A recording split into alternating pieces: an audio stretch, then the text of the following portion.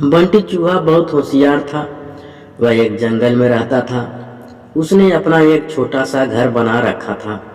जंगल के पास एक घर था। उसमें एक छोटा सा बच्चा रहता था।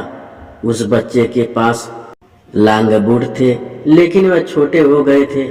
उस लड़के ने वह फेंक दिए। बंटी चूहा, अरे ये तो बहुत अच्छे हैं, मैं इसमें आराम से सो सकता हूँ। बंटी चूहा एक जूते को घसीट कर अपने घर के नीचे ले जाता है। दूसरा जूता लाने की उसकी हिम्मत नहीं थी, इसीलिए वह उसे ही साफ करके उसमें अच्छे से सोने का बिस्तर बना लेता है।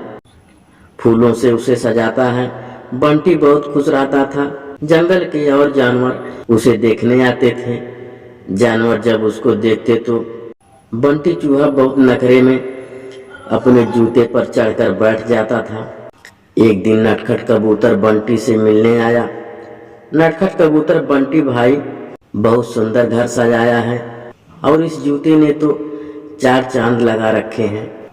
बंटी चूहा, सुन भाई, नजर मत लगा, मैंने बहुत मुश्किल से इसे सजाया है, तुम जैसों की नजर लगी यह खराब हो जाएगा। नटखट कबूतर, भाई मैं तो तुम्हें बधाई देने आया था, लेकिन लगता है तुम्हारा घमंड तो 7वें आसमान पर है। बंटी चूहा, मुझे किसी की बधाई की जरूरत नहीं है।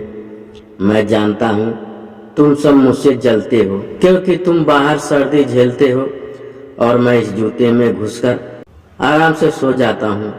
नटखट कबूतर बिना कुछ कहे उड़कर वापस चला जाता है। अब बंटी चूहा सारे दिन घूमकर खाना खाता और रात को अपने जूते में आकर सो जाता था। धीरे धीरे जंगल के सभी जानवरों से उसने बात करना बंद कर दिया था। अब उसका कोई दोस्त नहीं था। धीरे धीरे समय बीतने लगा। एक दिन रात के समय जंगल में तेज बारिश होने लगी। इस सब से बेखबर बंटी चूहा अपने जूतों में आराम से सो रहा था। उसे बाहर के मौसम का पता नहीं लगा। बारिश का पानी बढ़ने लगा। जूते के तले में एक सुराख था, जिससे पानी जूते में भरने लगा। कुछ ही देर में बहुत सारा पानी जूते में भर गया। तभी बंटी चूहे की नींद खुली, लेकिन तब तक बहुत देर हो चुकी थी। पानी बढ़ता ही जा रहा था। उसे लगा कि वह अब मर जाएगा। बंटी चूहा जोर जोर से चिल्लाने लगा, लेकिन बारिश की आवाज में किसी ने उसकी आवाज नहीं सुनी। बंटी चूहों की अपनी मौत साफ साफ नजर आ रही थी। वह जोर जोर से उछलने लगा।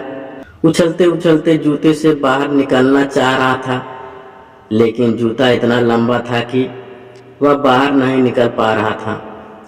इधर दूर एक घोंसले में नटखट कबूतर अपने बच्चों के साथ बैठा था।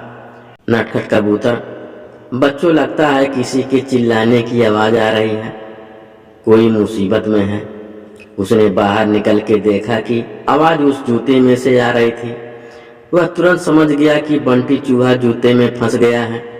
नटखट कबूतर बिना देर किए किसी तरह उड़कर वहां पहुंच गया। वह जूते के ऊपर बैठ गया। उसने देखा कि बंटी चूहा डूब रहा था। बंटी चूहा, कबूतर भाई, मुझे बचा लो, नहीं तो मैं मर जाऊंगा। नटखट कबूतर, क्यों, तुम्हें तो इस जूते के सिवा किसी की जरूरत नहीं थी। बंटी चूहा, भैया बचा लो, मैं घमंड में आ गया था। यह सुनकर नटखट कबूतर उसे अपनी चोंच से पकड़कर खींचने लगा, लेकिन बंटी चूहे का वजन ज्यादा था। नटखट कबूतर उसका वजन उठा नहीं पा रहा था। नटखट कबूतर, भाई रुको, मैं अभी बाकी जानवरों को बुलाकर लाता हूँ। नटखट कबूतर जंगल में जाता है, लेकिन सभी जानवर बंटी चूहे की मदद के लिए मना कर देते हैं। तभी रास्ते में उसे कालू कौवा मिलता है। वह उसके साथ आ जाता है।